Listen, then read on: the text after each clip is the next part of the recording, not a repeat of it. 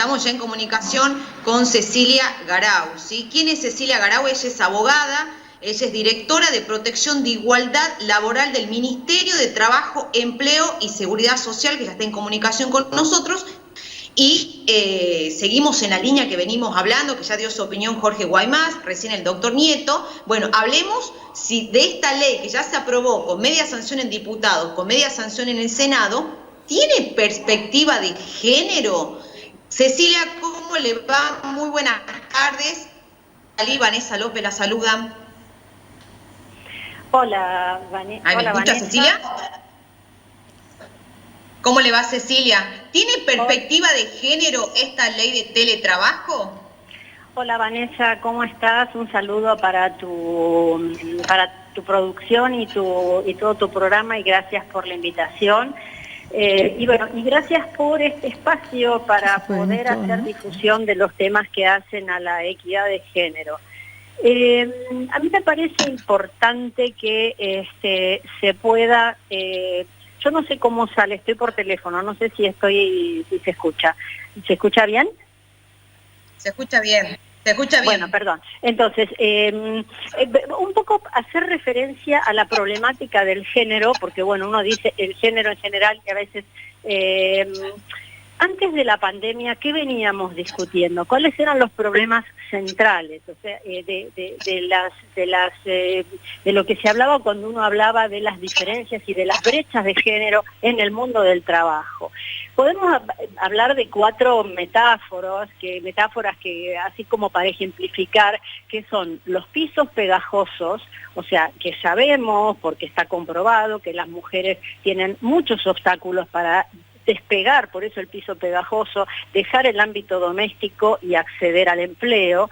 Otra metáfora es las escaleras rotas, que es la interrupción de las trayectorias laborales. Yo no quiero ponerme, entiendo que esto es un medio y no quiero ponerme demasiado académica con estadísticas, pero sabemos que las mujeres, a medida que tienen más hijos, menos trabajan o trabajan menos tiempo o en trabajos menores de menor calidad, o a veces abandonan las carreras. Otra metáfora son las paredes de cristal.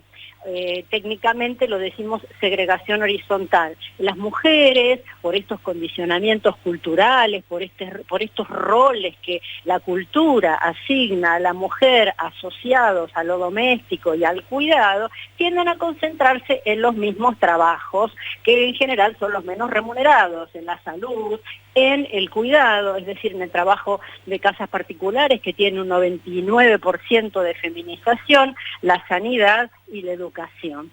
Y otra, la última, sería el techo de cristal, que las mujeres ganan menos, ascienden menos a los puestos de decisión. Es decir, para resumirte, las mujeres accedemos menos, cuando accedemos progresamos menos y ganamos menos.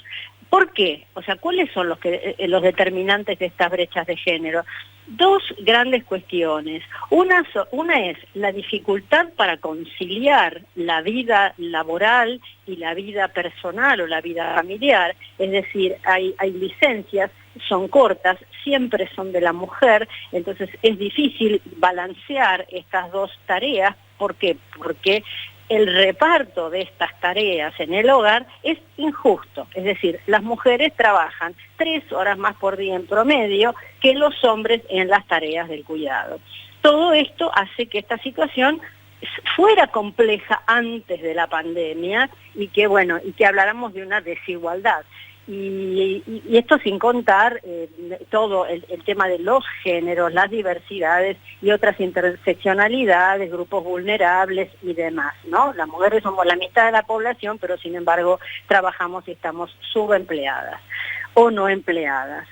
O como en el caso del trabajo en casas particulares que recién mencionaban, con una amplia informalidad laboral.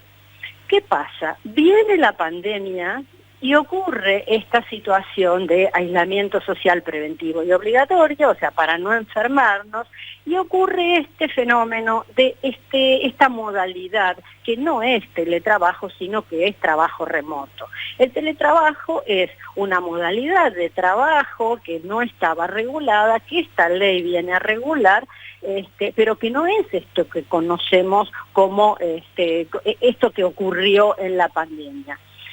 ¿Qué ocurrió en la pandemia? Bueno, ya tenemos algunos relevamientos que nos están hablando de que estas brechas no se resolvieron, sino que por el contrario, estas brechas, estas desigualdades se profundizaron. Este trabajo repentino en los hogares significó más problemas para conciliar para las mujeres que tuvieron, o aún tienen la mayoría del país, los hijos e hijas en casa, no pudiendo delegar o compartir esta tarea del cuidado y teniendo muchas dificultades, no solo en el tiempo, porque ya hay una sobrecarga, porque es la escolaridad más las tareas del hogar, sino que además otro tipo de dificultades como la falta de capacitación, la brecha digital, esto de compartir el equipo, a lo mejor por familia, y en el mejor de los casos hay un solo equipo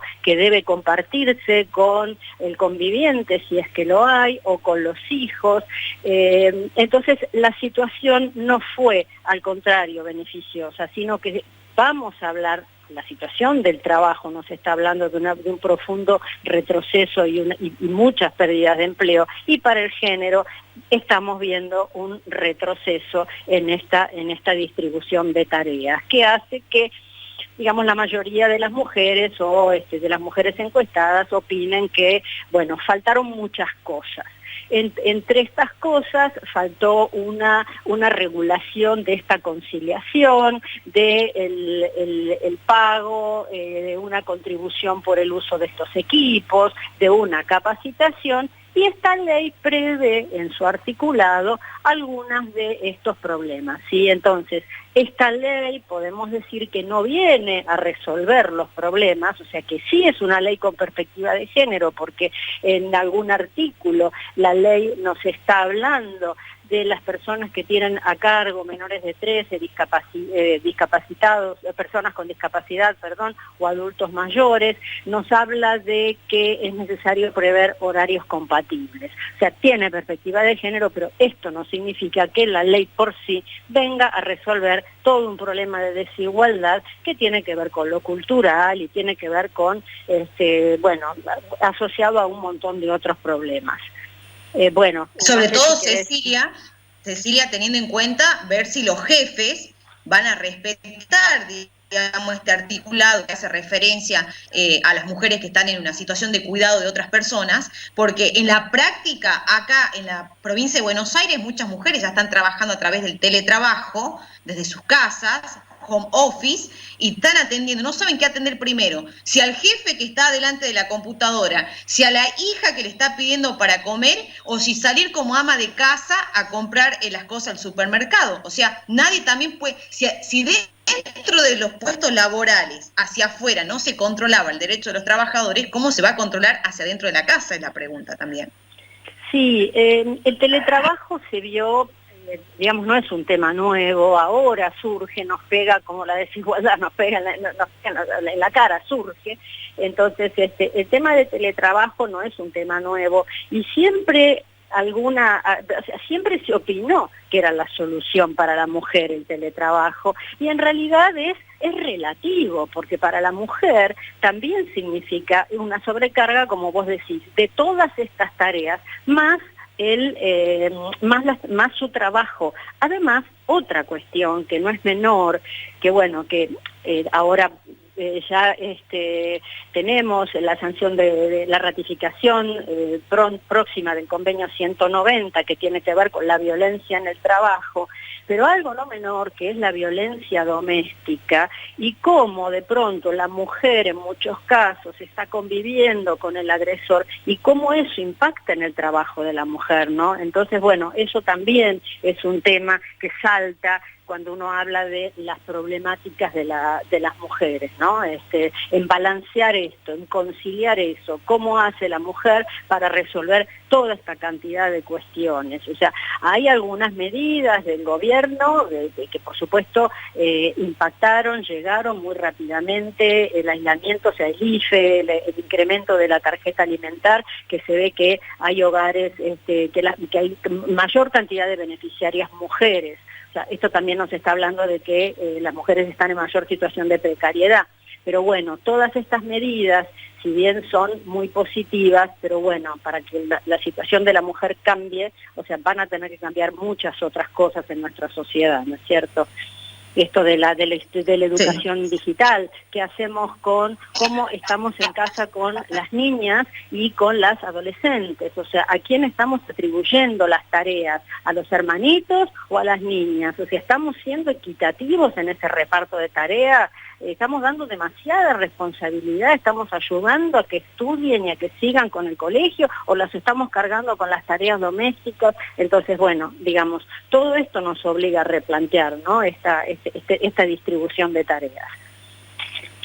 Cecilia, muchísimas gracias por esta comunicación, por todos los conceptos vertidos, pero sobre todo porque ha abierto acá una puerta de discusión que va más allá de esta ley, ¿no? Que tiene que ver con la desigualdad que todavía hay entre hombres y mujeres cuando se habla de trabajo y de empleo. Muchísimas gracias, Cecilia.